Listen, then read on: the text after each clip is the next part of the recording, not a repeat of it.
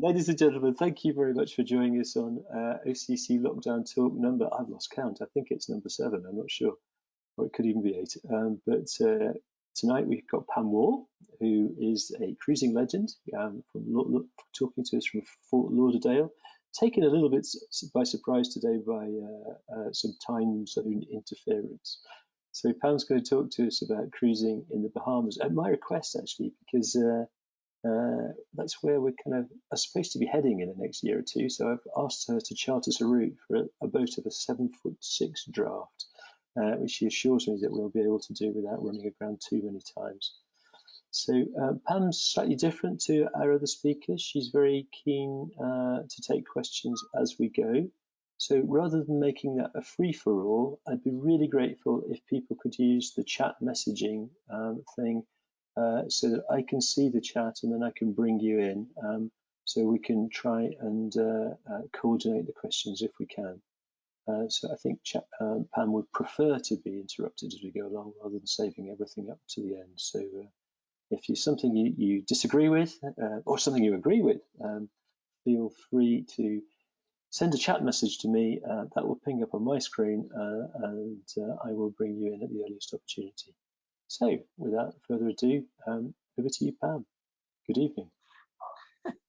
Thank you very much, everybody. I'm totally embarrassed that I got to the ship too late and you were casting off, and it's just a matter of time.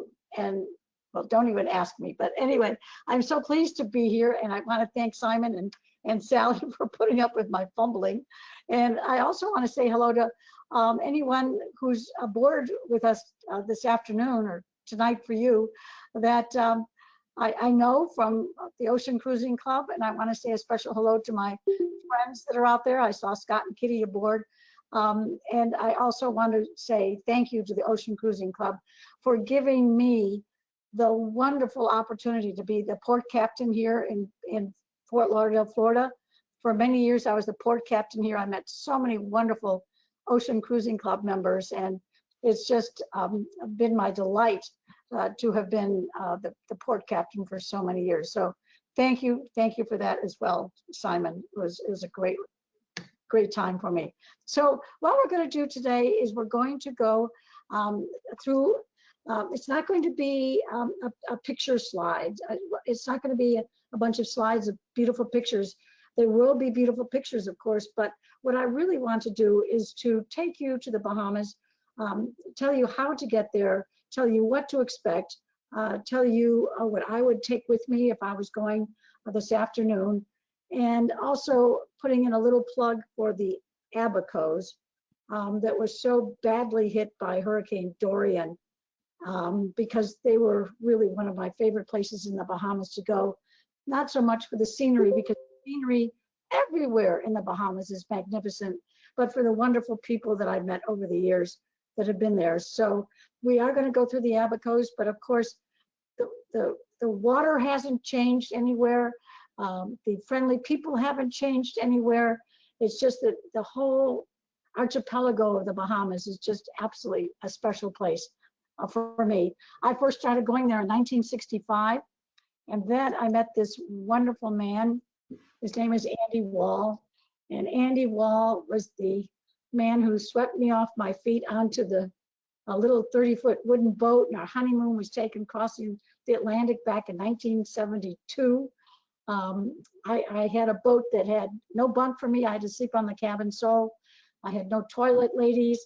I had a one-burner kerosene stove. We didn't have an engine, and we sailed over to Europe. We made our landfall in Falmouth, of course, and spent two seasons cruising around England with no engine, which was quite a thing for me.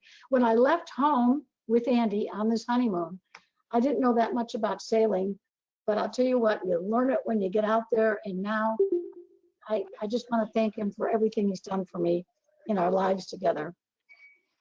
So if you were up in the spaceship that took off from Cape Canaveral not so long ago, this is what you would see looking down on the Bahamas. As you can see, an archipelago of a bunch of islands at the top. Can you see this pointer, Simon? Yes, I can. Yes, I can, Pam. Yeah. Yep. Okay, well, this is the Abacos up here, and this afternoon we're going to go over here. We're going to check in. We're going to go on a round trip of the Abacos, and then if we had 4 hours instead of just 2 or 1 or 2 hours, then I would definitely take you down to Eleuthera, New Providence.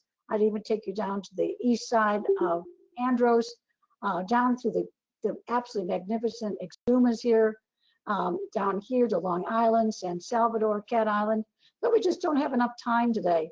So I just want you to notice that the Bahamas is surrounded by very deep water. As a matter of fact, the tongue of the ocean down here, some places are almost unfathomable on a depth sounder that I would have on my boat. And deep, deep water, and yet where the cruising that you're going to be is probably mostly going to be in the very shallow waters here.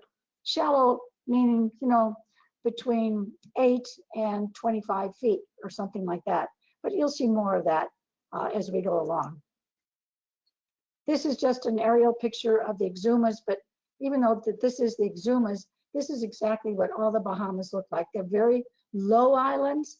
They've got a lot of vegetation on them, and they're surrounded by shallow water on one side usually, and much deeper water on the other side.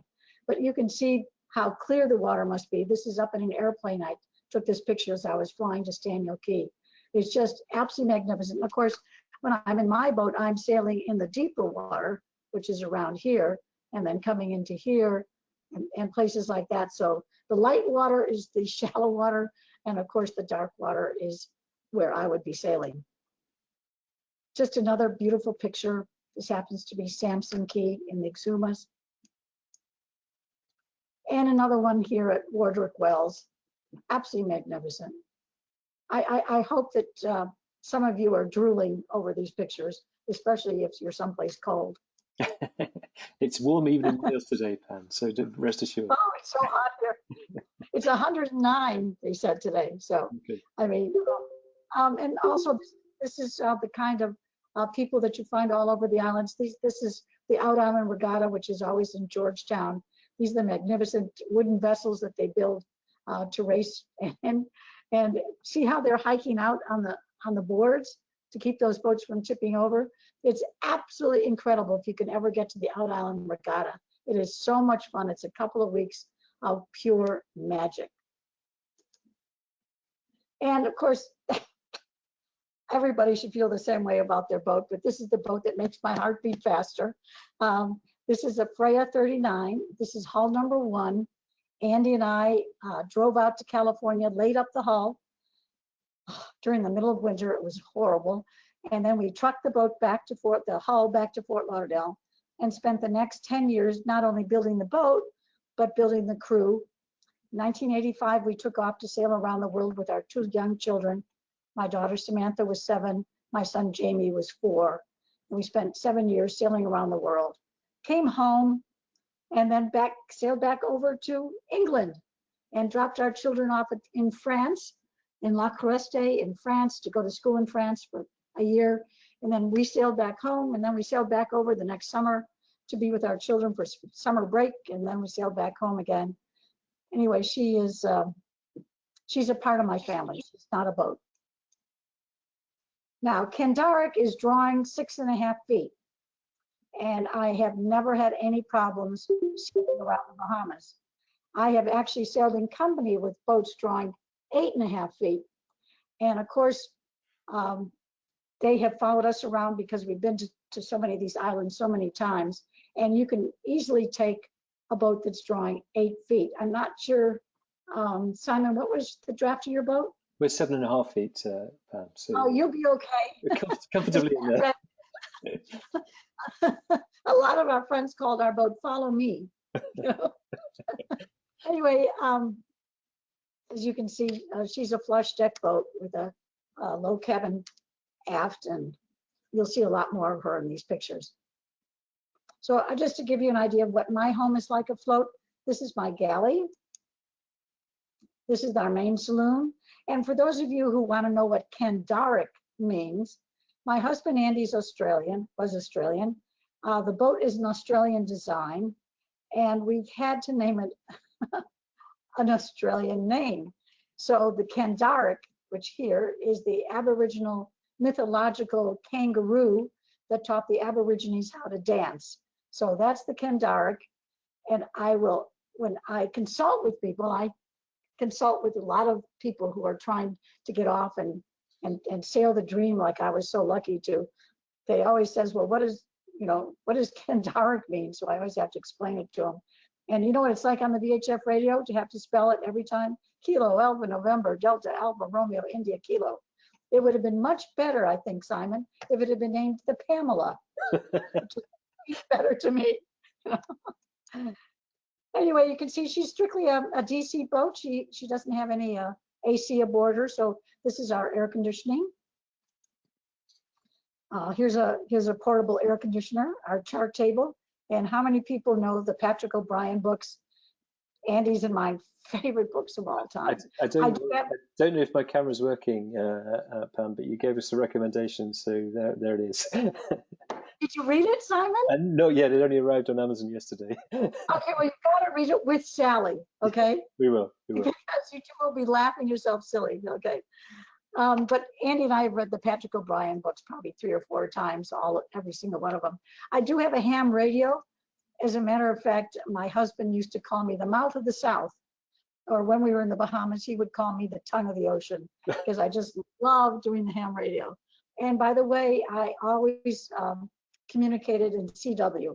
That it was so much fun to communicate in CW. So there's my chart table. And we had no electronic navigation aboard the boat whatsoever. As a matter of fact, we don't have much right now either. So this is where all the celestial navigation, the DR, and everything like was done here at this chart table. Now, here's just a few things that we did on our boats so that when we went to warmer or even cold climates, we could reverse our hatches. We could reverse our hatches.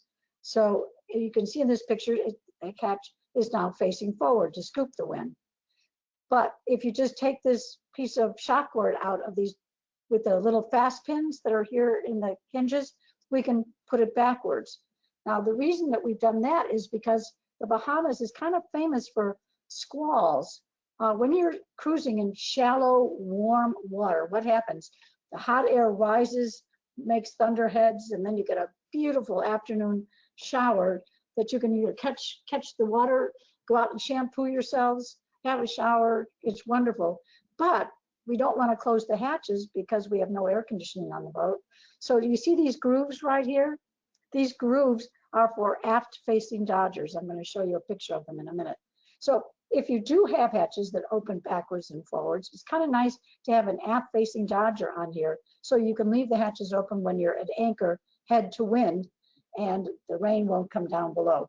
So you can see every one of our hatches can open forward or aft, and these dodgers go over them so that you can see here that this goes 8 inches beyond the hatch, so that if it is raining, oops, let's see. If it is raining or if there's a lot of wind and the rain comes down onto the deck, it doesn't go down into the hatch. It goes 8 inches after the hatch. So here we are with these wonderful, which shall I say, aft-facing dodgers, which of course you can put the other direction if you want to make them wind scoops. By the way, most of the things on this boat that I'm going to show you were not our ideas. We stole ideas from so many people as we sailed around the world. And I have so many people to thank for wonderful ideas to make our boat much more efficient, much more comfortable, much safer. So thank you very much to all those wonderful people who gave us ideas. And then we have awnings. Now, what is the single most important thing you have to be careful of when you're cruising in the Bahamas? Can anybody tell me what that is? The hint is the awning. UV, cancer, skin cancer. We never ever anchor without putting up this awning. And this awning is just a square, and it takes 2 minutes to put up and it takes 2 minutes to take down. I'm convinced that when people make very difficult awnings and they can't fold them up and put them away quickly, or they can't install or put them up quickly, they'll never use them. Either they won't ever leave the dock because it's too hard to take the awnings off, or they won't go anywhere. So, I mean, this is just a square, and here is the trick to keep this absolutely tight in any wind conditions. I've had these awnings now for 25 years. They're sunbrella. The only thing I do to maintain them is I put on waterproofing, fabric guard about every 3 years. But the poles that go across are the roller furling foils for a Harkin #1 roller furling. And I don't care if the wind is from the beam, or if the wind is forward, or if the wind is aft. These awnings never, ever, ever have ever bent any of these poles that go across, because they're made out of aluminum. You know, it's an aluminum foil, and there's an inner piece for it, and they're just so stiff. And they come in 6-foot lengths. Our beam is about 10 feet, so you can attach them together just like you would for your rolling headsail. Also notice that we have 2 55-watt solar panels back here. These solar panels articulate sideways and up and down, so we can make them perpendicular to the wind. And of course, the wind generator for when we're up in high latitudes. Mast steps so that we can see the shallow water. We'll get up there and see that shallow water. And of course, we don't have an autopilot, we have a self-steering vane. Now, did you see that curtain? Yep. See this curtain here? This curtain is made from a product called textiline. It absolutely blocks UV and it blocks heat. So when we're in our cockpit and the sun is on our cockpit, we just put up the textiline on the side where the sun is coming from. And the way we do this, we have the grommets in the top of the awning, and we just have S-hooks that we can take this up and put it down really easily. I'm just telling you, the most important thing that you've got to do when you cruise in the Bahamas is protect yourself from that sun. And of course, this is why I show you these pictures. So there I am in the early morning in the cockpit. If the sun comes over on the other side, or if the sun comes behind, I can just remove the S-hooks and put it on the back where there's grommets, or on the other side where there's grommets, on the starboard side. If anybody has questions, let me know. Also, we have textiline curtains that we put up onto our bimini top. These are the plastic straps that hold them. So in the Bahamas, the wind is usually out of east, which means our cockpit at cocktail time is facing what? The west. And what would happen if we were out there drinking our cold drinks? Our ice cubes would melt too soon. So we just flop down the textiline curtains here on any side where the sun could come out. And it's cool. It's still windy because the wind goes through them, but we don't get any sun on our bodies, which is really great. And also notice that the solar panels are now articulated so that they get the afternoon sun. And by the way, there's our little dinghy, our little sailing dinghy back there. It's a little 10-foot sailing dinghy with a centerboard. That's now as old as the boat. It's about 45 years old as well, but we take it everywhere we go. So let's just get that straight, Pam. The material is transparent. It lets the wind through, but it blocks ultraviolet. It's like, have you ever seen nylon screen, Simon? Yeah, like a mosquito stuff. It's screen. It looks like a screen. As you can see in the picture, you can see right through it. Okay. So you can see the charter boats going aground, and stuff like that. Which they do. See and not be seen, even better. Excellent. You can spy on people and they don't know it, Oh dear. I know it sounds funny, but when we were in the town called Vannes, some of you have probably been there in the Gulf of Morbihan, and we were alongside the dock there for about a month while we were visiting our children who were in school in France. And to keep us private, because we were alongside a dock where all these tourists were going by, Vannes is a huge tourist town. We just put the curtains down and nobody could see us, but we could see everybody going by. So they're also very good for privacy. Sounds a great tip. Yeah, Now, this is my air conditioning system up forward, okay? It's just a wind scoop, all right? Something that we have on our boat that I think everybody should have is an opening port over the head. You know, it's so nice to have fresh air in the head.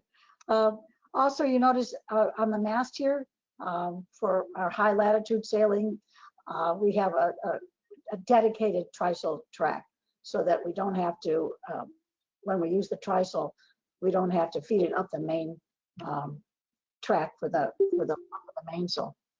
Just showing you a couple of things on the boat. Now, of course, this is where our chimney comes up from our little pot-bellied stove. And so there's the boat at anchor with the air conditioner, the awning up. And this is my water maker, okay? The cork here is in the scupper. When it starts to rain, I let it rain for a few minutes just to clean the deck off. And then I put my tea towel from my galley just around here, just kind of like a dam. And seriously, in 20 minutes, I can fill up a 35-gallon tank. And it is the softest, nicest water. We sailed around the world with 4 people aboard the boat. My husband, Andy, me, and my 2 small kids. We never took extra water in jerry cans, and we never had to worry about water because of our water maker right here on the deck.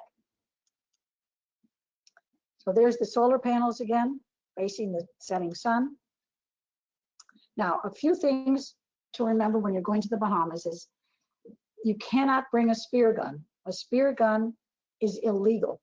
However, you are going to want to get your dinner from the sea as often as you can if you're not in a land and sea park. So what I suggest everybody take with them is the Hawaiian sling. This is a Hawaiian sling you can get at any dive shop. Of course, the sling goes through here. And I want to tell you something.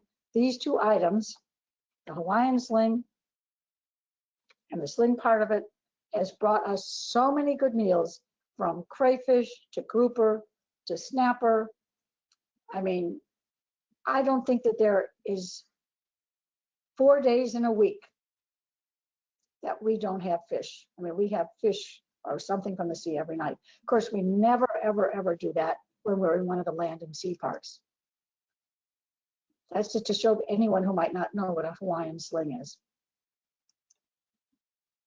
And this is something really important to take with you. This is a 5-gallon bucket, but on the bottom, it's plastic, so you can see through it. This is called a look bucket. And what we use that for oftentimes is to see where the crayfish are, where the grouper are from our dinghy, and also to make sure our anchor is dug in properly. If we don't want to jump in, although the water is so wonderful, but if we get in late in the afternoon, we don't want to get salty, we can take this and look at our anchor and see if our anchor is dug in properly. So this look bucket is really handy to have. It's always in our little dinghy. And also, if we catch fish with it, or we catch crayfish, and you know, everything gets slimy and yucky in the dinghy, we just put them in that bucket so that the slime doesn't get all over the dinghy. And here is another little tip. Every night, it was somebody's job to make sure that the little tender was totally clean all over. Because when those squalls would come in and put 5 or 6 inches of rainwater in our dinghy, because we had a solid thwart across the boat at amidships there, the front end we would use to wash the clothes in, and the back end, which was water that wasn't sudsy, was where we would rinse the clothes. So our laundromat was actually our little tender at night, because why not use the water that comes from the squall? This is the handiest thing to have. This is the size of a flashlight. And you just put your thumb on this little button here, and then you just put this little bit right here under the surface of the water, and digitally it tells you how many feet you're in. This works off a 9-volt battery. I don't think I've ever replaced my 9-volt battery. But in the Bahamas, there are so many places that are uncharted. There's no soundings. And those are the most beautiful places to go. And also is that me? You're, My, you're breaking up a little bit, but I'm not quite sure why, Pam. So go I ahead. just hear okay. We go around the Bahamas, and if we see an uncharted 360-degree area, little pond or something like that, we anchor Kandarik and we get in our dinghy, we take this with us, and then we sound it. And if it's deep enough for us at low water, we have a hurricane hole that nobody else will know about because there's no soundings in there. No one's going to go in there. And I have a list in my logbook of probably 3 dozen perfectly protected little anchorages that our boat could get into if we ever had, God forbid, another tropical storm or a hurricane. And we have lived through 3 major hurricanes in the Bahamas because of our work schedule. The only time we could go to the Bahamas was in the summertime. And in the summertime, nobody else is there. And it's, the worst thing about a hurricane is the other boat that could damage you. So we find little hurricane holes all over the Bahamas that we can go into. Besides, if we see a place that we want to go through that we're kind of a little bit worried about the tidal situation, we can take this and check it out before we go through the pass, just to make sure that we have enough water. This is a greatest gift you can give to anybody, and it's great on your boat. This is another good thing that I have. It's just a suction handle that I use to check the underside of the boat, so I don't have to be holding on to something. In the summertime, your water line, even though it's got anti-fouling on it, your water line, because of the warm water, gets this long, beautiful, luxurious grass growing, and I don't want anyone to see Kandarik with a dirty water line. So I just put this onto the hull. I hang onto it with one hand. I use a little 3M pad very carefully on the anti-fouling, and about once every 2 weeks I go around the boat and get the grass off. Andy uses this to change zincs underneath the water, so he can hang on with one hand and unscrew and put a new zinc on, or maybe check to see up in Maine if there's a lobster pot wrapped around a propeller. He can go down and put this on the hull and hang on while he cuts it away. These are really good things, these suction cups. And of course, I think my favorite cruising guides for the Bahamas, and note this, Simon, are the Explorer charts by Sarah and Monty Lewis.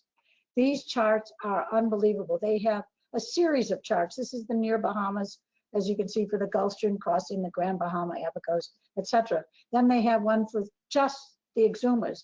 Then they have one for the out islands.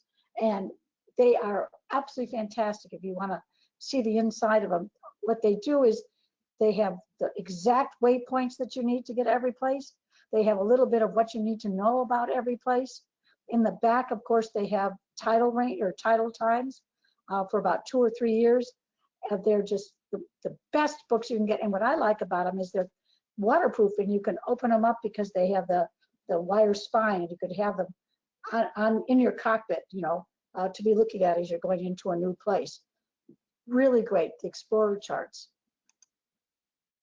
Then if you're going to go to the Abacos, this is a really old one. This shows you how long I've been going there. The Cruising Guide to the Abacos by Steve Dodge. This is a really good cruising guide as well, because it has all kinds of good display ads of marinas, restaurants, guest houses, fuel docks, all that kind of thing.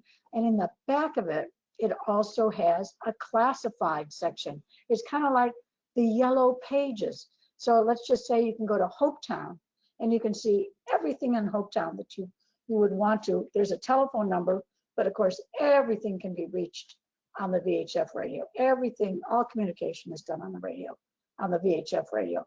But these are also very good cruising guides, but they're only for the Abacos. And of course, this is a little photosensitive anchor light made by Davis Instruments. This is a Fresnel lens, so it can be seen several miles away, and it's got a photosensitive cell in it, so we can put it. We usually put this one on the end of our boom at night, and we of course put the anchor light at the top of our mast if it's a crowded anchorage, and this will go on at night and turn off automatically during the day. And then we put a little straw hat on it when we're eating out in the cockpit, and it makes a nice little light on our table in the cockpit for eating. And then, of course, the Lucy lights. I wonder how many people don't know what a Lucy light. It is the best light. I'm telling you, it is so fantastic. This is about the size of this. Okay, it's very small. When you buy it, it's not blown up. It's got a nipple here that you can blow it up. These are LED lights. On the back side of it, it's got a switch for low, high, higher, and blinking. And these on the bottom here, which you can't see, have 2 solar cells. And I can put this Lucy light out in my deck in the morning in the sun, and then it will be on all night long if I want it to be. Now, I very rarely today now use my 12-volt lights that are installed in the boat because I've got these Lucy lights, so I'm not drawing any amps out of my batteries. This Lucy light is fantastic. If it's upside down like this one is, you can see the lights are facing up, and I put it someplace in the middle of the main saloon, it lights up the whole white overhead. You don't have to have another light. If you turn it upside down like this, you can read by it, take it as a chart table light or whatever you want. And of course, if you want to have it outside, I know a lot of people that use these for anchor lights at night now. They're just fantastic. And they're so inexpensive. What you can't see, but on the other side of them, there's a little strap where you can tie something off to them. I have 6 of these on the boat, just so that if anyone wants to use them, they can use them. By the way, they come in different colors. They have them in colors that rotate colors. They're just wonderful, Lucy lights. And you know what else they're good for, Simon? Gifts. Gifts for people ashore, especially in places that are tropical, that have a lot of sun. I can't tell you the number of people that I've given them as gifts for, because they're inexpensive, and anybody who lives on these islands who has all the sun all the time, they just love to have them because they're kind of magic. This is just New England Ropes floating dinghy painter line. I like to have floating dinghy painter line, so I don't have to put floats on it. So I use this. And then, of course, because everything, all the tankage for fuel in the Bahamas is right underneath the land, which of course has the watershed underneath it. I never, ever, ever fuel up without putting my fuel through this filter to make sure I don't get any water into my fuel tank. So it takes a little longer to do, and oftentimes the fuel docks don't want to wait, because it does do a great job of filtering the water. Then I just get my jerry cans and I siphon my own fuel in so that I don't take up the fuel docks. This is really inexpensive. This is like $37. Sailing around the world, we had one of those Baja filters, you know, that are the 3 filters. They're aluminum, but my gosh, they're expensive. They're very expensive, and this does the same thing. And then having a recording barometer is a really neat thing. This is Hurricane Bertha, okay? You see the dip in the barometric pressure. And I have Hurricane Dennis that came down like this and then came up. And I also have Hurricane Floyd that came like this, bottomed out down here for about 6 hours, and then finally started coming up again.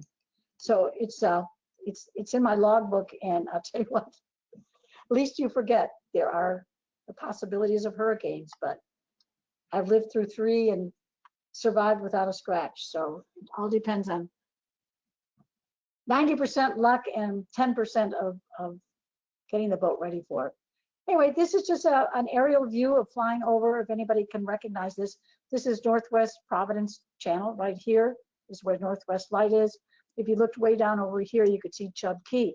But the reason I show this picture to people who have never been to the Bahamas is this water is almost, you can't even record the fathoms that's here. This is part of the tongue of the ocean, the northern part of the tongue of the ocean. But most of your sailing is going to be done in this nice, beautiful turquoise shallow water. For those of you who have been to the Bahamas, this is the Exumas. Anybody recognize this?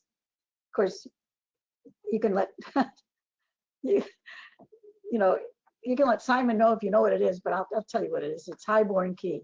And of course, the reason I'm showing this picture is because this is one of the many passes in the Exumas, going from the shallow water out through deepish water and into Exuma Sound, which is really deep.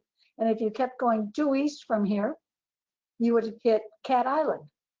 So what you have is you're cruising in the shallow water. If this is the east over here, the wind's coming from the east, you're protected by all these islands from the east because you anchor in the lee of these islands. This is what the water looks like. This is about 15 feet of water. This is anchored in about 15 feet of water. I don't know why, but I don't know about you guys, but I just want to jump in, okay? Wow. And this is what I want to talk really briefly about crossing the Gulf Stream. Did you say I could go for 2 hours, Simon? All night if you want, Pam. You carry on.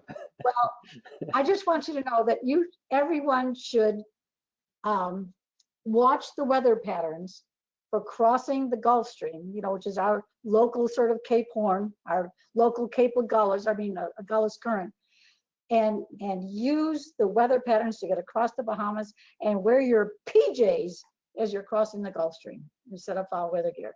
And here I just want to very, very briefly explain to you. In the wintertime, when most people come to cruise in the Bahamas, the wind is out of the east, the east, the east. But when a cold front bulges down from Canada and down the peninsula of Florida, without even listening to a weather report, as soon as that wind goes from east to southeast to south, you know there's going to be a cold front coming from Canada. And what you're going to do, the wind is going to clock around to south, then it's going to go southwest, and then it's going to quickly veer to the west, and then it's going to start howling from the northwest, screaming from the north, back to the northeast for a couple of yucky days, and then back to the east again. Now, here's what we do. We do not have a time schedule. We wait until we can put our fingers out the hatch and say, that wind has changed to south-southeast. Let's go. Because if it's out of the east to get from Fort Lauderdale out to the Bahama Bank, it's due east course, which means with the 3 knots of current, approximate 3 knots of current of the Gulf Stream, going between the bank and the state of Florida, if you're on a starboard tack to beat across the Gulf Stream, you will end up in Bermuda. If you're on a port tack with an east wind, you won't go anywhere because you're going against the current. So what we do is we wait for the cold fronts to help us. As soon as that wind goes to southeast or south-southeast, we just leave and we go. So as the wind clocks around, and it sort of gives us a nice broad reach, and then by the next morning we've got the wind on the quarter and we're just pulled out and we're screaming into the Bahamas. I mean, it's the best way to remember how to get to the Bahamas easily instead of beating your way across with a current that's pulling you north up to Bermuda or Newfoundland, and you use the wind to get across, and you get over there before it starts screaming out of the northwest and find a safe place to anchor. We always used to check in at West End because it's the close port of entry for us, and we would try to leave at about 11 o'clock at night, making sure that that wind is still south-southeast to get over there in daylight hours the next day. Okay, it's 78 miles from Fort Lauderdale as the crow flies to West End, and we always want everyone to raise their right hand and say, if you've never been to the Bahamas before, I promise you, Pam, I will never make a nighttime landfall in the Bahamas, okay? Because it's really difficult, even with radar. You laugh, Simon, it isn't funny. So here we are. Just say that the point of this arrow is about Fort Lauderdale. And then, of course, we crossed the Gulf Stream. We sort of heading this direction, and then the Gulf Stream is taking us right into West End late in the afternoon. or early morning. We check in here at West End. Then it's about, I don't know, about 25 miles to Mangrove Key. And once you get to West End and you get on the banks, now you're in the shallow water. When I say shallow water, I just mean, between 12 and 25 or 30 feet as you're crossing these banks. So when we leave West End, we go to Mangrove Key, which is just a day sail. And of course, by this time, the wind is back out of the east, the east, the east. And I don't care what it's blowing. When you're on the shallow water, you can tack through here. It might get kind of choppy, but that's all it'll get. There'll be no sea swell. And then we anchor overnight at Mangrove Key here. By the way, for those of you who might be taking notes, this island has nothing to recommend it except that it doesn't move. Okay, so everybody here, all right? Because there's a lot of commercial traffic across these banks, and everybody just seems to anchor here. If you're making notes, put down in your notebook that the holding is terrible here. And after you set your anchor, for sure, either dive in or use your look bucket. And as you're backing down, make sure that anchor is dug in. And if anyone comes up later in the day and anchors upwind of you, move, okay? Because if you get a squall in the middle of the night, and squalls can have 25, sometimes 30 miles an hour, just as they hit you, anybody could drag because it's got bad holding ground there. And then another 35 miles to windward to Great Sail Key. I'm going to do this really quickly because I've got a lot of other things to tell you about. And then up to Double-Breasted Key, the Grand Keys, just beautiful. And down here, I don't ever recommend going to the Carter Keys. Do not go to the Carter Keys. I don't have to tell you why, but you won't enjoy it there. There is so much current in the Carter Keys that you've got to play the tide at slack water, kind of like the Tuamotus. For anybody who's been there, there is no way you can get in here with a foul tide. And if you go in here with a fair tide, you won't have any control whatsoever because there's so much current going there. It's kind of like the Colorado River when it's flooding, or it's like the Gulf of Morbihan. And once you're in here, it's not very nice. And you got to play the tide coming back out again. So we don't go there anymore, but we love Moraine Key. We love Allen's Pensacola. Now, don't forget, you're always kind of sailing into the wind here. So leave early so you get to your next destination, while the sun is kind of high, because the best aid to navigation you're going to have aboard your boat has nothing to do with electronics. It's these two things right here, your eyes. Your eyes are going to be able to tell you not only the depth of the water, but what's right underneath the surface of the water. So please don't rely on navigation. Then we head down here. Spanish Key has a cute little marina, and it used to have a restaurant right on the beach. I don't know if it still does after Hurricane Dorian. Powell Key, one of my favorite places. If you're writing things down, the sandbar at Powell Key is unbelievable. And then going down from that to Mangrove Key, Green Turtle Key. See, I can't see beyond that, but after you go to Green Turtle Key, you have to go out into the Atlantic Ocean. And then you have to come back inside the Sea of Abaco, which is right over here. And then we'll see it in other pictures, okay? But we have done the round trip of the Abacos and back to Fort Lauderdale in 2 weeks, which is insane because we never stopped in a place more than overnight.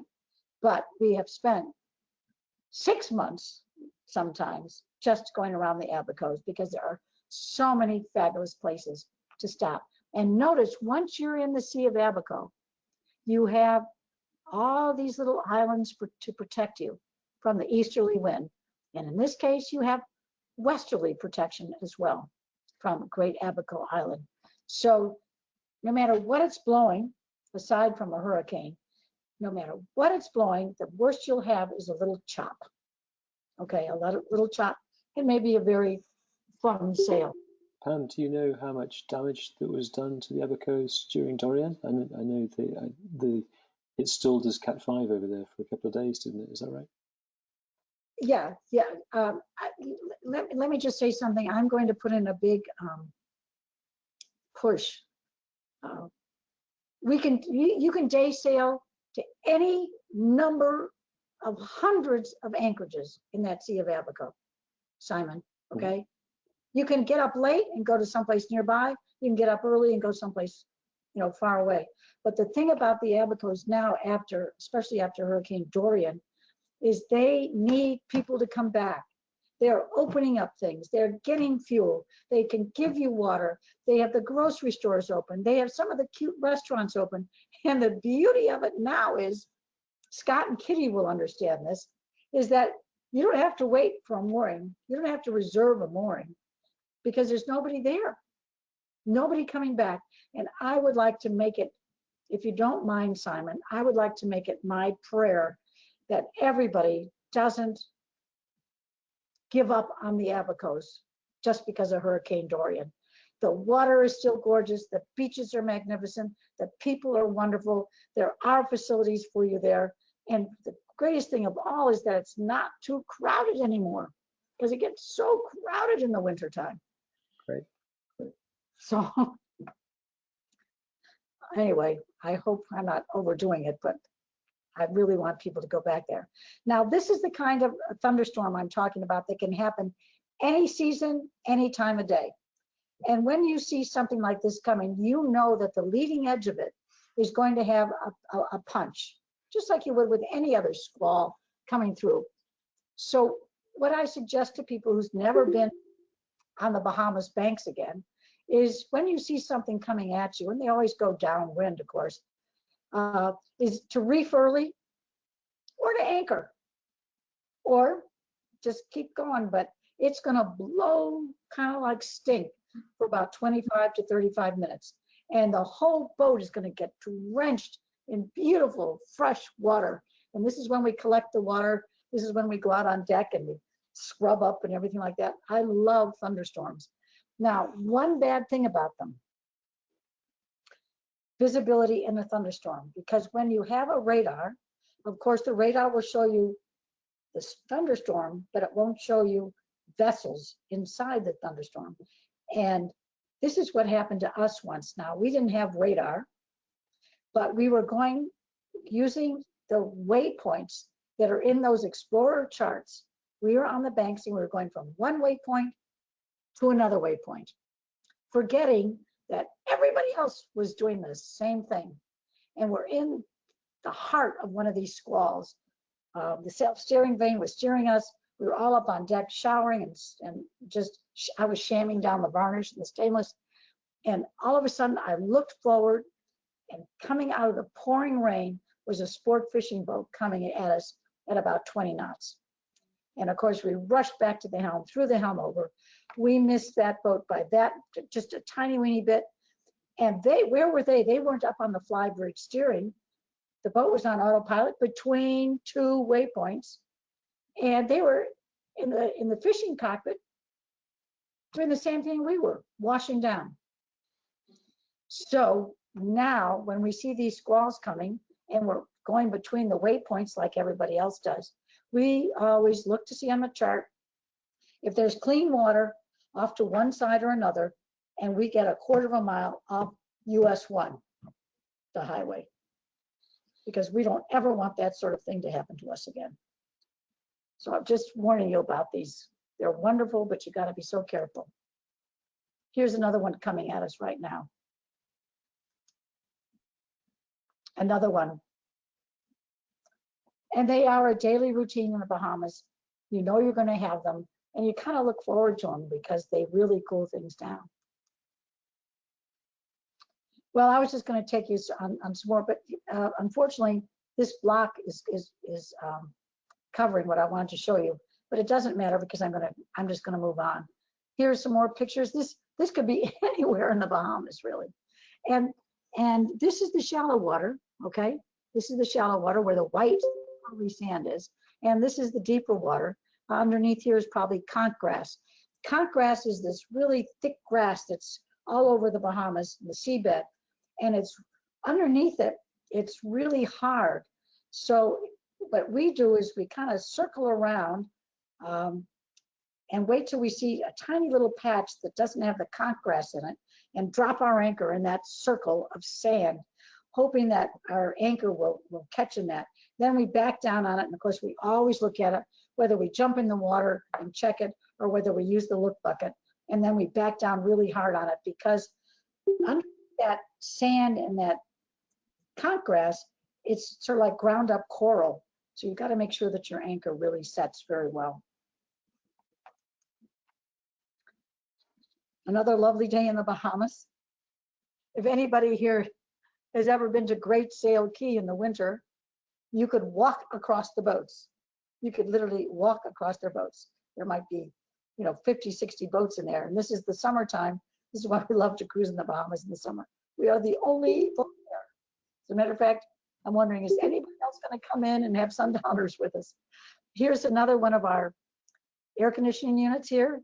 You notice we take a lot of diesel fuel with us, and also we take extra jerry cans of fuel for our outboard motor. Just beautiful. Double-breasted key. Let me go back one. From Great Sail Key to Double-breasted Key, this doesn't look like far, but it doesn't look too bad. It's only 12 miles. And of course, if the wind is out of the east, what is it? It's a beautiful reach up to Double-breasted Key. Double-breasted Key is one of my favorite places because of this magnificent sandbar. This sandbar is covered up by about a foot of water at high water. Remember, the range of tide in the Bahamas is only 2.5 feet. Okay, so it's really nothing to have to calculate, except that you want to get here. We anchor right over here in the deeper water, and at low water, this is totally exposed white sand dunes with little pools with fish that are stuck in it and caught in it. And it is so beautiful. As a matter of fact, the one bad thing about it is you get sunburned underneath your arms, you get sunburned at the bottom of your nose, you get sunburned on your earlobes, you get sunburned on your chin, because you just can't leave that sandbar till the water goes over it again, and all that white reflection of this pearly white sand coming up. So if anybody goes ashore at that sandbar, which you just have to do, be sure that you get the suntan lotion everywhere where the reflection can't hurt you. Now, if you have a power boat, you know, with not too deep a draft, you can go all the way around the island, around the sandbar, and come in here. But I like to always anchor head to wind. Over here, this is the east. If I anchor over here, there's no current. If I anchored in here, these boats are absolutely driven by the tide, not by the wind. So they're tide rode all the time. Now, sometimes, and notice it's not going to be to the east where the wind is normally coming from. So you got to be really careful, and you got to use that, what they call a Bahamian moor, with 2 anchors off the bow, one upstream and one downstream, so that your boat rotates around them. So we never go in here, but a lot of power boats do. But we have a lovely time out here. Absolutely a place not to be missed. You know, it's so hard giving a webinar when you're used to people saying, I know, I've been there. Yes, you're right, you're right. To have nobody say, you're right, I've been there, I loved it. Okay. They're all being very well behaved, Pam, but I'm sure, Yes. I'm sure they'll get you afterwards. Carry on, yeah. Now, this is another one of those beautiful squalls coming up, you know, that we don't mind at all. And of course, this is another reason why this is what you use, your eyes. Now, of course, this would show up on radar. It's going to be on the chart and everything. But, you know, it's so beautiful in the Bahamas that when you're sailing there, you very rarely look at the chart, except for when you're going to leave in the morning and you know what your courses are going to be. So you got to keep a lookout for little things like this and anything that might be just under the surface of the water. And believe me, after 1 week in the Bahamas, your eyes will be so accustomed to the depth of the water by the color of the water that you don't even need a depth sounder practically. Just going to keep going.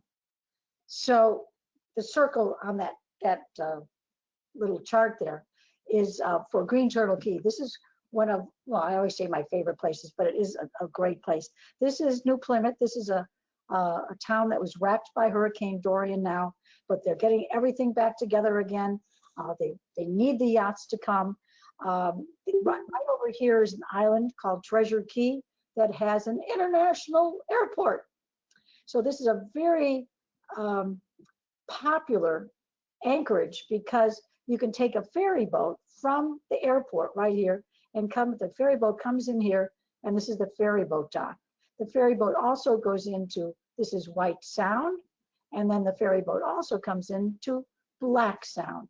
Now, why do I recommend to people if a cold front is coming? And how do you know that the cold front is coming? The wind is going from south to southwest. The southwest is over here.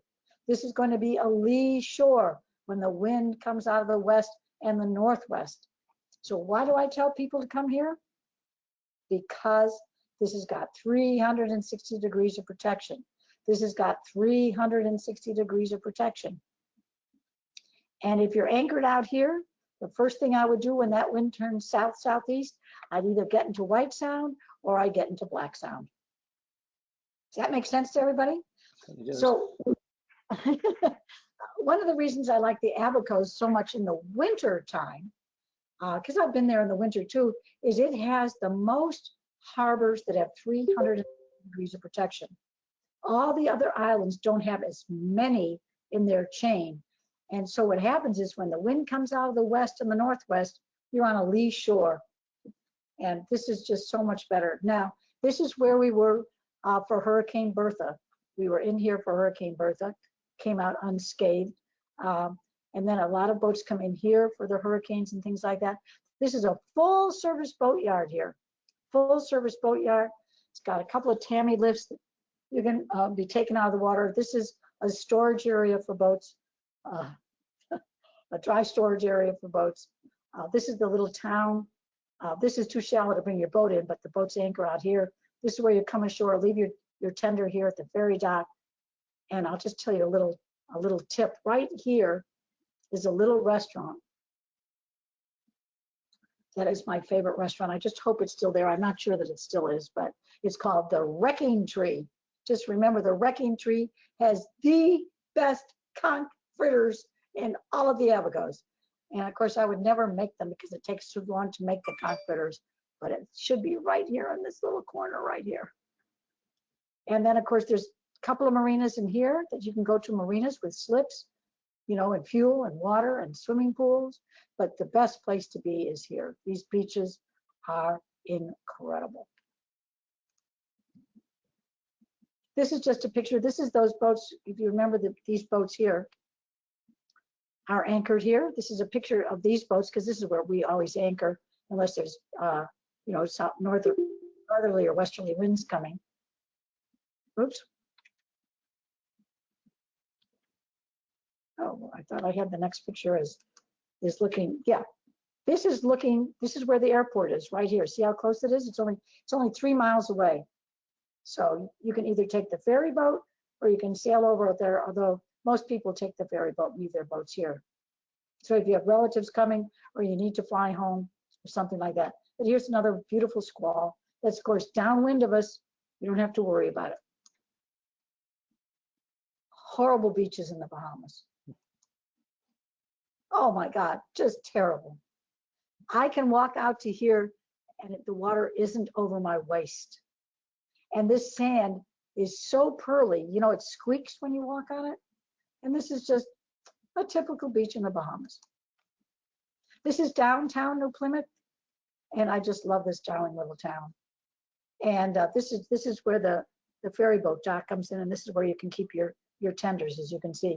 And if by any chance you forgot to bring your faith with you, Roberta will sell you some faith when you go get your groceries at her store. Now, how about that?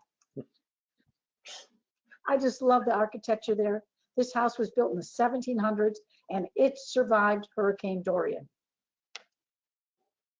And then this bicycle, I mean, Hurricane Bertha, I don't know, I hope it's still there because I haven't been there since Dorian. This bicycle was still here after Hurricane Bertha.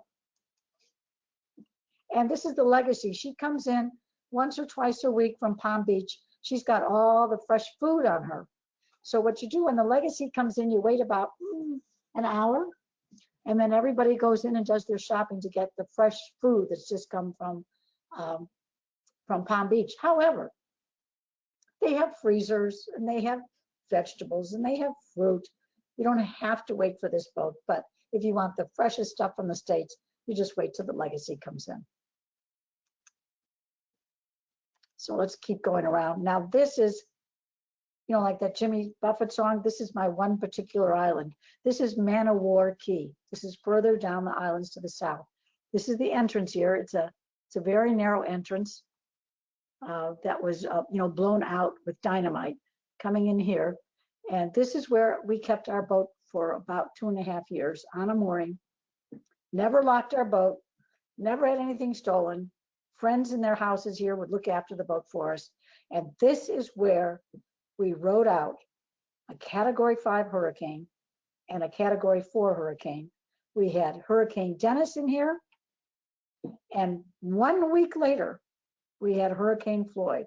You know, they say that one major hurricane can't follow another one, but Dennis was a 4 and Floyd was a 5. And this is where we were. And the only thing that we really had to worry about in here after we got our boat prepared was the other boat. And that's why we look for our own little anchorages. But when you come in this pass here, this is downtown, as you can probably tell. This is the Eastern Harbor here. This is downtown harbor. This you can get into, but with a dinghy only. This is very shallow, but you can come in here. This is a gorgeous place to anchor. This is about 10, 11, 12 feet. And the neat thing about this anchorage is there's starfish everywhere, okay? This water here, the darker colored water, which is the deeper water, is about 23, 24 feet. So we often just come out here and spend the night or a couple of nights, but when we leave, after we've done our cruise, we come back and leave the boat here on our mooring that we had for those wonderful, wonderful years. I just love Man o' War Key. Now this is what I want to talk to you about at the end of this. I want to help these people. I want to be able to send you websites where you can help these people recover, because this is what I think is the pearl of the Bahamas, the Abaco Islands, and I want to help them, and I'm going to tell you about that at the end of the picture show. These are such wonderful people. This is that Eastern Harbor. My boat is anchored or on a mooring just in front of this boat up here. You can see all the shallow waters where all the mooring balls are. And by the way, this gets really overcrowded. But right now, I was talking to my good friend Jane Manny, who's the sailmaker here, just before this get together with you. And he told me there's only one boat in the Eastern Harbor. It's on a mooring. They put the moorings all back. All the moorings are here. So this is the time to go. This is the time to go. Here's the entrance right here. So if you came this way, you'd be in the Eastern Harbor. If you went down this little path down here, or down this little canal right here, you'd be downtown. This is all between 11 and 12 feet in here. So plenty deep for you, Simon, to bring your boat in here. The only thing that I would caution anybody who's drawing more than, say, 5.5 feet is if you're coming in here, I would wait till half tide rising to get in. Just because this was blasted and there's a few little shallow areas off to the side, you know, but if another boat's coming out as you're coming in, or another boat's coming in as you're going out, and you have to get to the side, we always just wait for half tide rising to come in and to go out with our 6.5 feet of draft. And we always have tons of water underneath us. So that's the only thing that I would warn you about here. And then of course, here's Andy, my husband Andy, cleaning the conch for dinner. He's actually smiling. He doesn't mind cleaning conch. Anytime you have someone who's cleaning all these conch for Pam Wall's conch fritters, I'll tell you what, it's a slimy job, to say the least, a very slimy job. But boy, oh boy, is the end result ever worth it. These beautiful conch. And there's Andy. This is kind of an interesting story. This is the cemetery. It's right on the Atlantic Ocean. You can see a few headstones and stuff. And one year, many, many years ago, when we came to this cemetery for the very first time, we saw this headpost. And we saw the Cruising Club of America burgee up here. Now, the paint wasn't on it. There was no paint. The varnish was all gone. But it was obvious that this is the Cruising Club of America burgee. And of course, I didn't know who Hobie Ford was, but he was born in 1896 and he died in 1965. And he had a house on Man of War Key and he was buried here. And so what we had to do was go buy some paint. We painted the burgee and we put varnish, several coats of varnish on here. And now anyone, I'm giving you a job, I'm giving you a mission, and you've got to accept it. You've got to go and touch up the burgee, and you've got to put the varnish on so that Hobie, who is there, can be proud of his headstone. As a matter of fact, I don't know if any of you remember, but probably 12, 15 years ago, I wrote a complete article. I found out who Hobie Ford was, and I wrote an article for the CCA Voyages article, if you want to go back in time and read that. He was a wonderful man. So this is the place that most people love. I know Scott and Kitty had reserved a mooring here because there's so many boats in here. This is Hopetown. And if you don't reserve a mooring, you're never going to get one. And talking to Jay yesterday, there's only like 3 boats on the moorings now. The moorings are all back after the hurricane. The lighthouse survived. Of course it would. It's been here since the 1800s. This candy stripe lighthouse, by the way, is the only fully in service frontal lens and kerosene mantle light left on the east coast of North America. So this lighthouse is a really historical place that you should go to. And of course, the wonderful people of Hopetown will not let it be changed. And it's fascinating to go up there to what turns the frontal lens, these great big pieces of beautiful crystal that have come from England are like a cuckoo clock. They're weights that go all the way up and down the lighthouse. And of course, the lighthouse keeper, I think he has to wake up 2 or 3 times a night to wind up the weights. So the weights turn the frontal lens for, the lights that go around in the lighthouse. It's fascinating. You've got to go there. The beautiful beaches here. This is a wonderful area to snorkel and to get dinner. This is a little marina over here. We have fuel and water, and apparently they are open for business. There's all kinds of good restaurants and boutique shops. I'm not sure how many are open, but I do know many of them are back open and waiting for the yachtsmen to come back.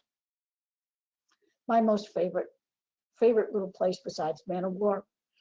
We often anchor out here just because we can't find a mooring in here and there's no place to anchor. So we'll anchor out here and just bring our tender in to come into Hopetown. We just love it. This is the entrance. You can see it's very narrow, but that's a cherubini.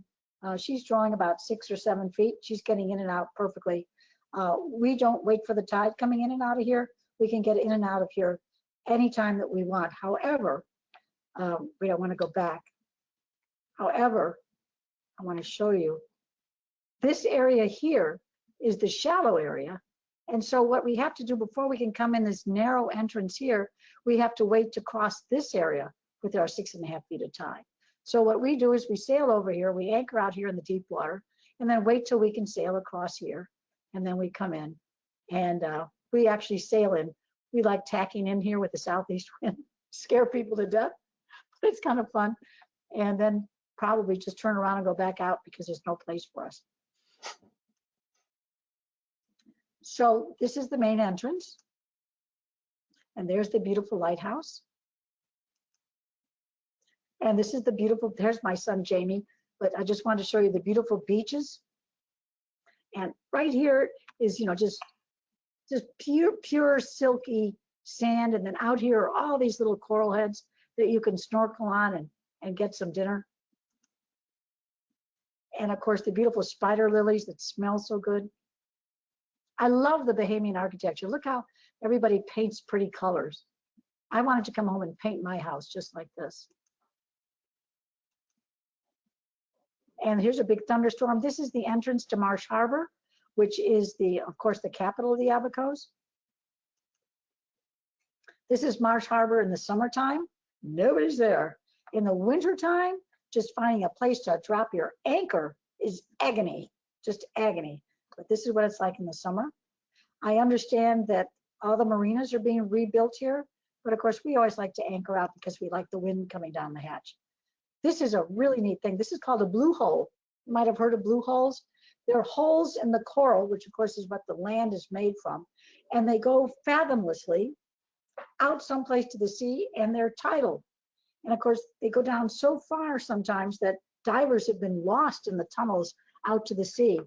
And this one is very interesting because after millenniums of time, the first 10 feet of this is fresh water, because fresh water sits on top of salt water. So you jump in and you're in fresh water, but you dive down 10 feet and it's salt water and it's tidal. And what I love about it is it's in the middle of a pine forest. Nobody's ever there. You have to rent bicycles or a car or have a taxi bring you here. And you can be there all day long and nobody will show up. And it's just beautiful and crystal clear water. So just to get an idea of where you sail in the Bahamas, this is shallow water. This is deep water. This is what your eyes are going to get used to. Okay? And you just don't sail your boat over here unless you've got a Sharpie or something. Again, this is the deep water. What we love doing is kind of creeping up to one of these beautiful sandbars.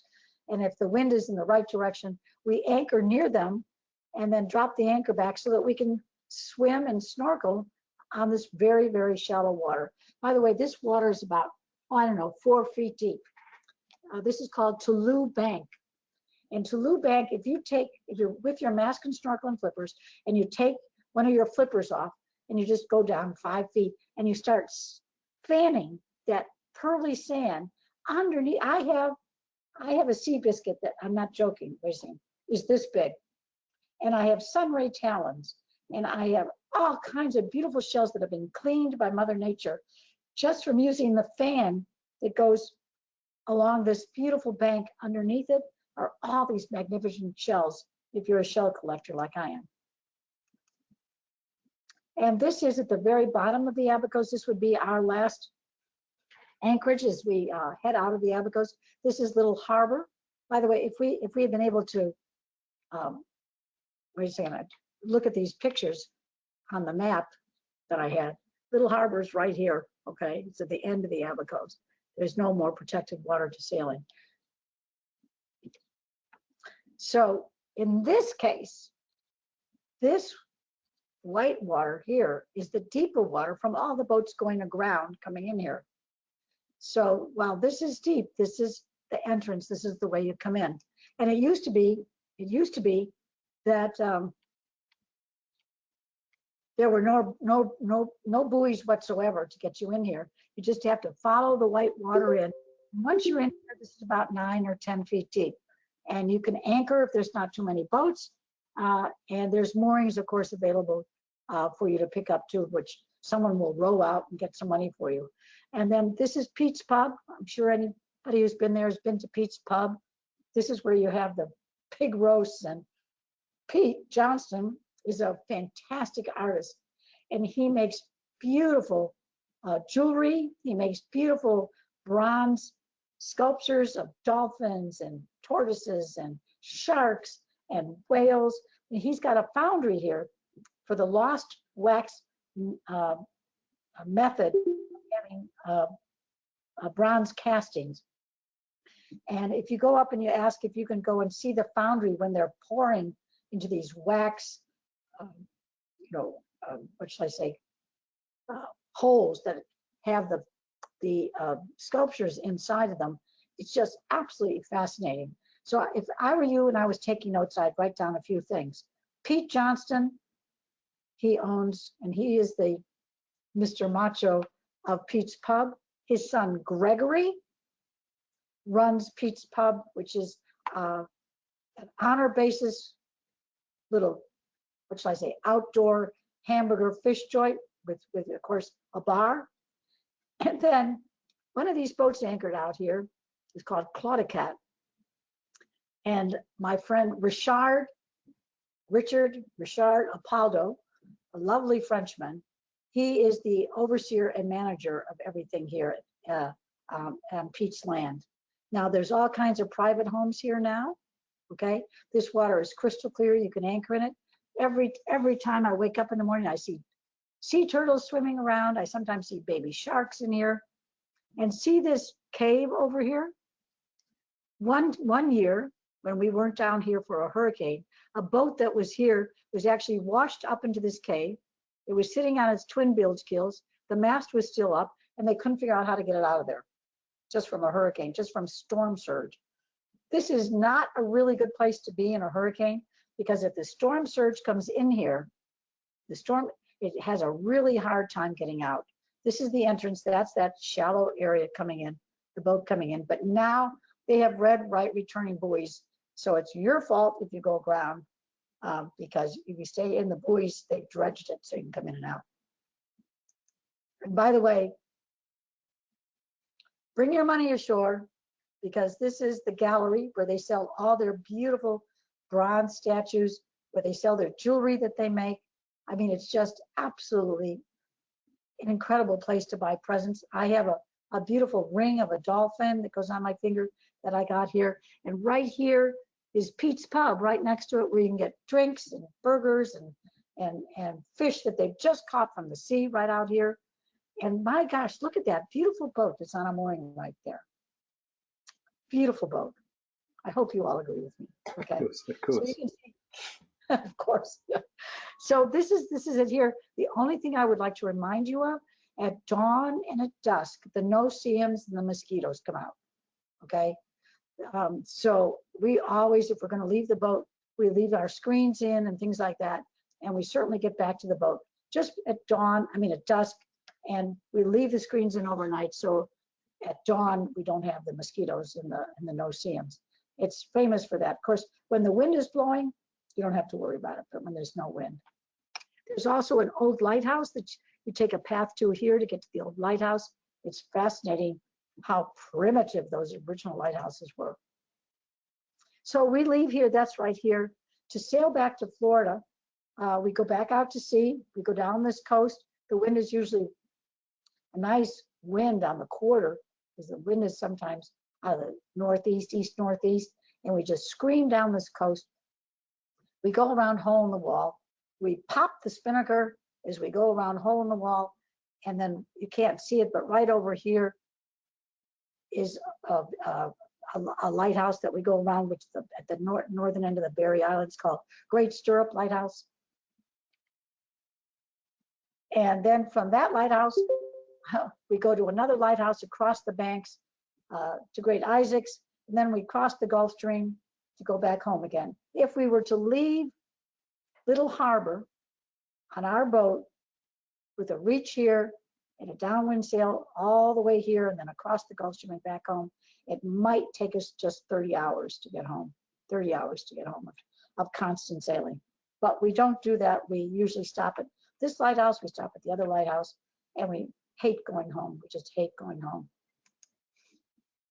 So I'm just showing you, this is Hurricane Dorian, which is going right over the top of the Abacos right here, right over Man o' War. I'm going to put out a plea to you. I have a handout of this presentation that I didn't want to put on here because you wouldn't be able to have it. If anybody wants the handout, it's got most of this information I've been telling you about, including a whole list of things that you have to take with you, when to cross the Gulf Stream, where to go, all that kind of stuff. If anybody wants it, my email address is pam@pamwall.com. And if this seminar, if you've gone to sleep, you won't get that, but it's a really easy email. Send it to me. I'll be very, very happy to send you back my handout. And at the very bottom of the handout, are some websites that you can go to if you care to help the Bahamas out. They don't need any carpentry things anymore. They don't need any fuel anymore. They don't need any diapers anymore. They don't need any food anymore. What they need is money to rebuild everything that was damaged. And so they've asked me, please don't have people send things over to them. They've gotten all kinds of donations that are wonderful, but what they need are building materials, and they know what those building materials are, and we don't. So I'm asking you, as a favor to me and a favor to the people who live in these islands who had so much destroyed because of a hurricane, please, please help them. Ask me to send you the handout that at the bottom of it has how you can help these wonderful people. Pam, would you be happy for us to put that on the cruising information map for the OCC? Of course I will. Of course I will. Okay, so yes. If you send that to me, Pam, I will make sure that goes on tomorrow morning. Wonderful. That's great. Thank you. That would be great. I'll just send it to you. Now, I did want to give you a little taste of the rest of the Bahamas because they're so special. This is what you would see from an airplane cruising over the Bahamas. For those of you who have been to the Exumas, you will notice that this is the Exumas. You will probably recognize some of the anchorages. And then I just want you to get excited about it because I want to tell you something. This is, to me, a paradise of anchorages that you can be with a lot of people, or you can be totally isolated by yourself. You will never have to worry about the clarity of the water, the navigation of the water.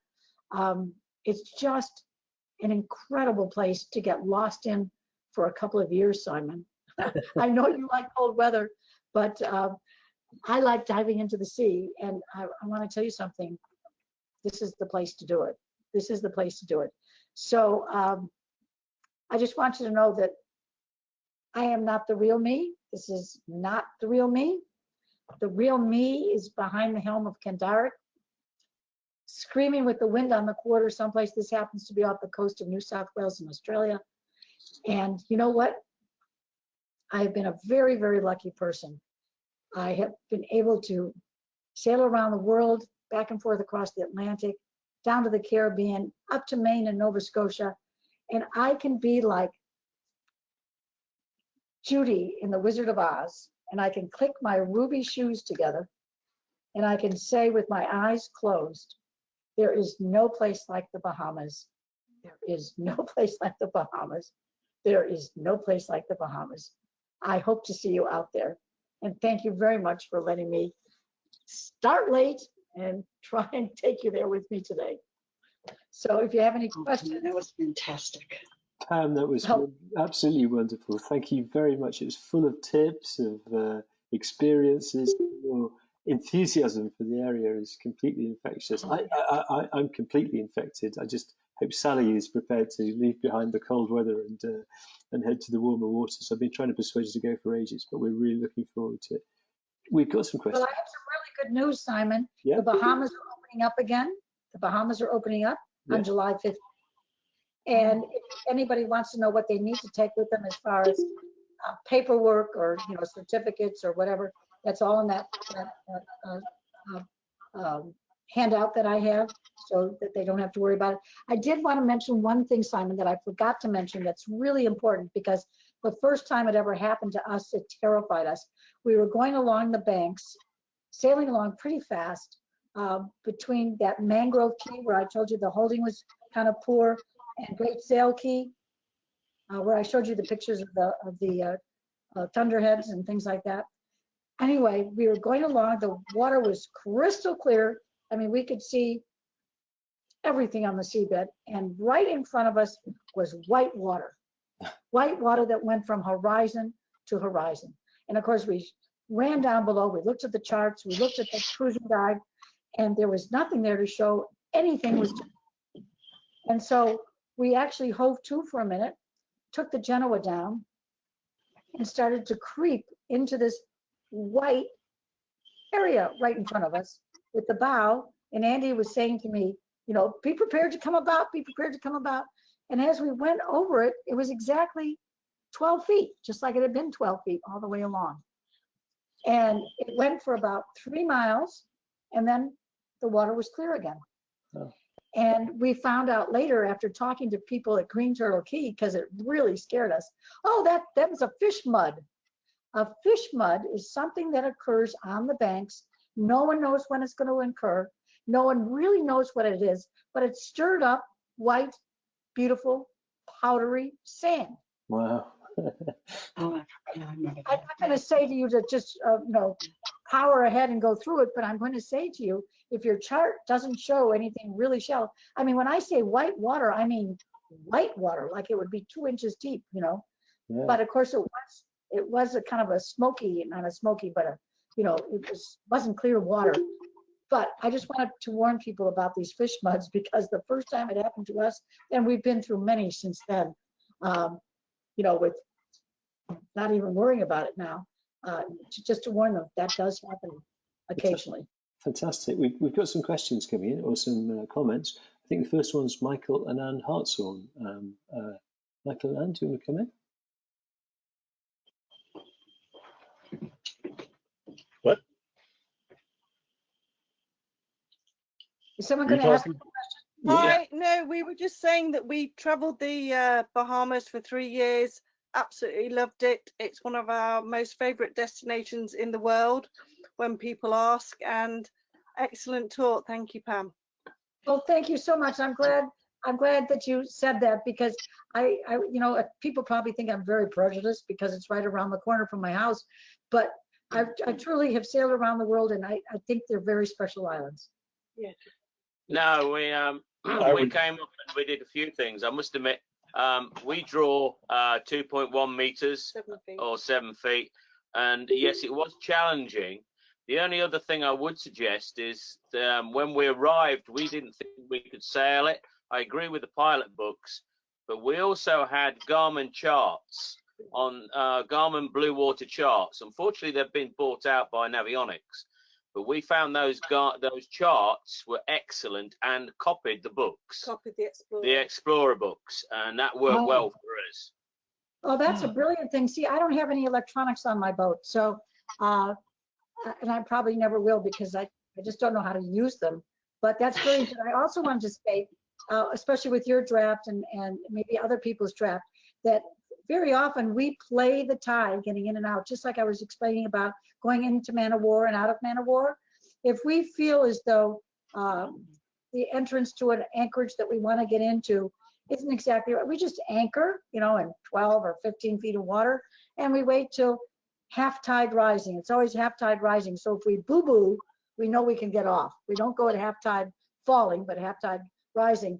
And I don't know if Martin Skelton is aboard on his boat, Genevieve, but is here today. But Genevieve was drawing 7.5 feet, and he consulted with me. And we came over here. We went through every anchorage in the Bahamas together, using, of course, the Explorer charts. And I explained to him every anchorage that I wanted him to get into, but you have to play the tide with 7.5 feet. And he came back after, I think it was 2 or 3 months of cruising everywhere in the Bahamas, up and down the Exumas, over to the Abacos. I mean, he went to the Chimentos, everything. And he came back and he ran aground coming into my canal. That's the only time he ran aground. The whole time he was coming into my canal. So you do have to play, in some places, even with my 6.5 feet, you play the tide, but so what? Because once you get in, you wait for the tide to go out again, Thanks. Thank you. Pam, Can I make a comment? Yeah, go on. Sorry, who's that? That is Scott. Yeah, go ahead, Scott. Yeah. Yeah. Well, just as Pammy had said, she's been around the world, and my wife Kitty and we've been around the world twice, and the Abacos are one of our most favorite places. And one thing she didn't mention all of the neat little places you could go to, but there's too many. We used to take a mooring every year in Hopetown, and then every other Sunday we would go over to Man of War and go to the gospel church to hear the Girls of Grace singing their gospel songs. Fantastic. Which was just fabulous. Fantastic. And then, of course, in Hopetown itself, there's Vernon's, which is the grocery store. I mean, just Where they make their own bread. where they make their own bread. I mean, just everything is so. Pam did a great job, and it just brought me back there. And we didn't get down there this winter, and I'm really disappointed. Thank you, Scott. Oh, but Scotty, can I just add to that? Vernon's grocery store in Hopetown has delicious hot bread, but you've got to reserve it. And he also makes something that I will drool over when I sleep at night, remembering it, and that is his key lime pie. Yeah. Oh, yes.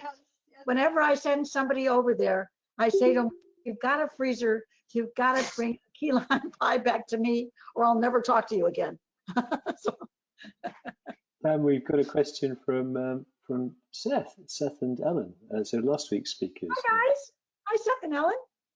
Hey Pam, how are you? Thank you for the talk. That was super fun. Yeah. I was with you last week. Yeah, no, that was neat. Our question was if you'd seen, hurricanes aside, seen a big increase in the number of boats over in the Bahamas over the years, if it stayed pretty steady or if it seems to be increasing. And we've noticed elsewhere that there seems to be a lot more these days, so wondering if the same trend is true there. Yeah, we haven't been back to the Bahamas since like over 10 years ago. So, Yeah. Well, Seth and Ellen, Andy died 9 years ago. I haven't been back in 9 years. And even then it was getting awfully crowded for me in the winter, but in the early spring, late fall and summertime, it was so great because there were very few people there. And I know this sounds awful, but right now, if you go to the Abacos anyway, because the Exumas were not hit, and Eleuthera wasn't hit that badly, you will be pleasantly surprised that you'll be almost on your own. That's why I want the Ocean Cruising Club members and anyone else who's in on this to please go back. They need your help. They need to have the yachtsmen come back there. So I can't tell you, but I do know that someone told me the funniest story, that down in the Exumas now, everybody's anchored near a radio tower so they can get Wi-Fi.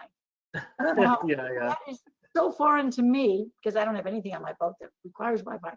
But I mean, to me, there are so many, as you know, nooks and crannies that you can go to that even if it is crowded, Ellen and Seth, you can find your own spot and be alone. Don't you agree? I mean, there's so many places. Of course, all the popular places are where there's the radio towers. yeah, we find that a lot of places actually. That's true in the South Pacific now too. So. Oh, really? Yeah, people will cluster around Wi-Fi. Anywhere there's Wi-Fi is very crowded, but you get away from it and it gets much more. When are you guys going to leave Hawaii and come and visit me? Huh? Who knows? You gotta come visit here too. Thank you. It's really fun to watch your talk. Yeah, I've only Penny did a great job.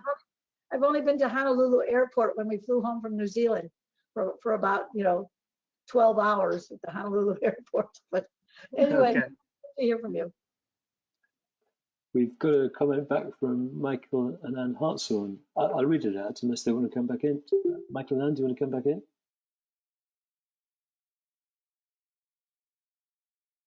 Can't Just see. say no. Yeah. Can you hear me, Simon? Yeah, loud and clear. No, when we were there, we noticed, especially down at the more popular areas like where Pig Beaches and all those sort of things, Exumas, there's a lot more super yachts coming in. And even in some of the, what we considered to be yachty anchorages, we'd actually get a super yacht come in and drop the hook. And we even had friends of ours who were just moored close to us, trying to push a super yacht off, and they don't really talk to us poor mortals. And we were hearing that the reason they're coming over to the Bahamas, even though they do have a very expensive fee to cruise for the year, it was easier than the Caribbean for them nowadays.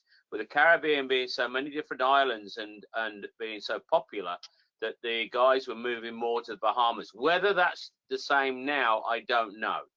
I mean, we're 5 years on, but we were noticing they were there with the toys and everything else, and there was a prevalence of them. But you know, things change, so it may not be the same now after the hurricanes. We don't know. Well, you know what happened to us, and this was over 10 years ago, that some of our favorite islands had great big no trespassing signs on them because, you know, celebrities had bought the whole island. And Johnny Depp had bought an island and we weren't allowed to go ashore on it anymore, you know? And No, so Pam, that you're was right. really disappointing. David Copperfield, the magicians, bought one. There was a sheikh of some description. He'd bought one and was dynamiting the island so that he could have his own little marina to put his super yacht in there. And they were selling the islands. There was a lot of hoo-ha going on when we were cruising there. Still beautiful, and don't get me wrong, we loved it. But it's like the world's getting smaller, I'm afraid, and there's more people coming out. You know what it is? It's electronic navigation and electronic communication. I blame that. That's what I blame it all on, okay? Yeah, there's a few people who say GPS has a lot to be responsible for. Scott was waving at me. I can't see him online now. Scott, are you still there? I think he was waving probably to say goodbye. I'm not too sure. Anybody, open your microphones if you want to come in. There's a reduced number online now, so please ask how many questions that you've got stored up. Well, I just want to say one thing, Simon, really quickly, is that I'm not the port captain here anymore. I stepped down and I gave it to Richie Goldstein, who lives right on my street anyway. And if anybody needs any help, if Richie's not here or something, I'm still here. I'm still available. I love to help. And please remember that. And before we say goodnight, Simon, I'll send you that list. But if anybody wants to correspond with me and ask me how they can really help the Abacos and the islands that were so in need of help, please just write to Pam at pamwall.com. As a matter of fact, I think I have a slide. There we go. Okay, so thank you, Simon. But if there's any more questions, I love talking about the Bahamas. Thanks, Pam. That was great. Thanks very much. Thank you. So Pam, I think we probably, people are waving goodbye. So thank you very much for recovering from what was a slightly challenging start. And I don't believe all this nonsense about not being tech friendly. I think you recovered your poise very adeptly and were quickly online with your PowerPoint. So congratulations on that. It was a fantastic talk, very enthusiastic, and certainly whetted our appetites and can't wait to get down there. Thank you very much, Pam. Oh, I can't wait to have you come. And you know, always, I have skimmed over so much. I mean, there's so many more things I can tell you about, you know, and I just wondered, Simon, while we're here and we're just about to end, can I move this to get this? Because this window on the right-hand side of my screen covered the rest of the island, you know, when I wanted to show where we were on the map. Can this screen with the people on it be up at the top next time? You can set it up to wherever you want it, Pam. So there's a few options on the screen. One will be saying view everyone, view nobody, and just see your presentation if you want to do that. It's configured on your own device. Oh, okay. Well, I don't know how to move this thing. You know, I don't know how to move. Okay. The talk went fine. Well, the IT all worked, and we certainly saw the slides, so all good. Can I show you? I'm going to take a quick picture of it and send it to you. Yeah, sure. Show you what it looks like, because I really wanted people to see where each one of these places was, especially the, you know, 360-degree protected anchorages, because I think that's really important, especially if you're in the wintertime. If you're cruising in the wintertime, to just get shelter from these cold fronts that come, you know? Yeah. So stand by a second, I'll just get out of here. Just take a quick picture so that you can see what I'm talking about. Okay, anybody else have any questions? I love talking about the Bahamas. Thank you very much, Pam. Thank Tony you. Beatty. Tony Vasey, and you Go on. and you became a member of the OCC in 1975, and so did Tony. Oh, really? Yes. So My husband became a member, I think, in 1967. oh, really? I think so. Yeah. Thank you. That was really interesting. We did have a very exciting time in Maniwaki once. What happened? Oh, we got stuck, didn't we? We got- ran aground we got- coming in. We went in much too late. Oh, I Anyway. can understand that. That happens all the time. That's I not was- just you. Oh, does it? I was just looking it up in the diary. Anyway, thank you very much. That was great. Who am I talking to? Who am I talking to? Tony and Jill Vasey. Okay, well, nice to see you. Please write to me and say hello. Tony was Okay. Commodore well, Simon knows about this. He was Commodore in 94 to 98. Aha, very Really, really exciting doing these lockdown lectures. We've loved all of them. Thank you very much.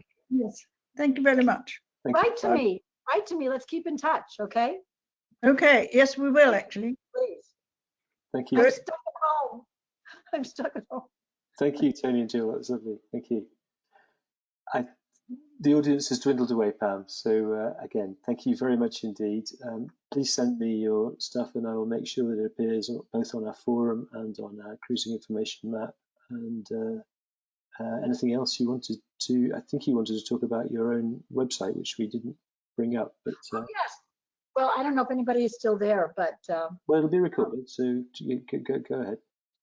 okay. Well, I just want to mention very briefly that for the last lockdown months that we've been in lockdown, I had a wonderful gentleman reach out to me with a great idea for a new website that is strictly for the sailing community.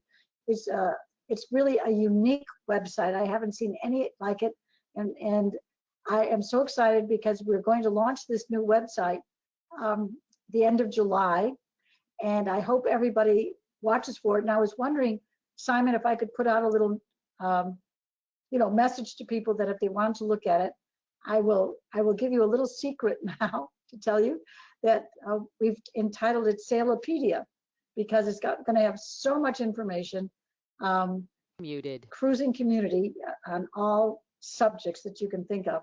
And what it really is going to be like, if you have something you want to look up, you can go right to it and look it up instead of Unmuted. Google, line of different websites.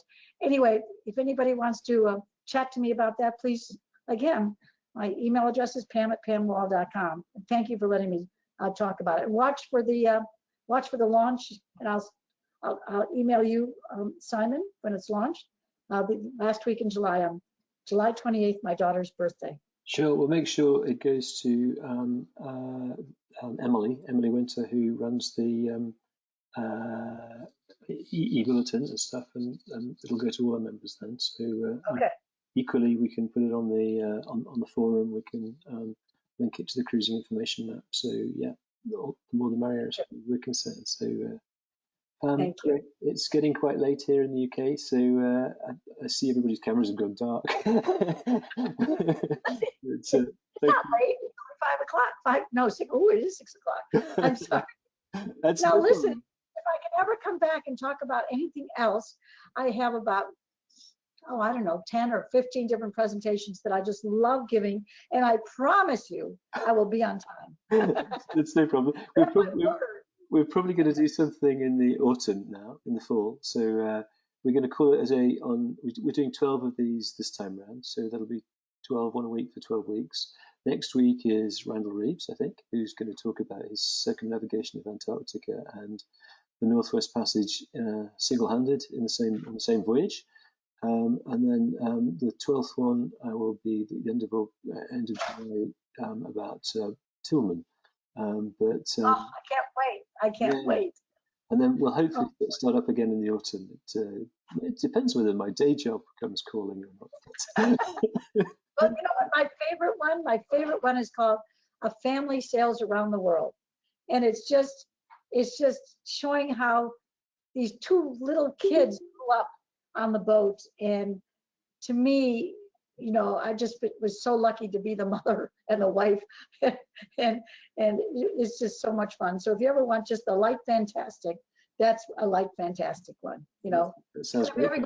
We've got a family in 2 weeks' time, a Canadian family that have 3 kids on board, and they sailed across from Canada through Greenland, Iceland, northern Norway, and are now chilling out in the Mediterranean. So wow, they're doing just exactly as you did. So well, I'll tell you what, I can't what shall I say, tell people enough who have children that it's the best thing you can do for your children. well, they seem to be having a ball, that's for sure. Okay. I'm going to log us off, but thank you very much again, and look forward to chatting again in the near future.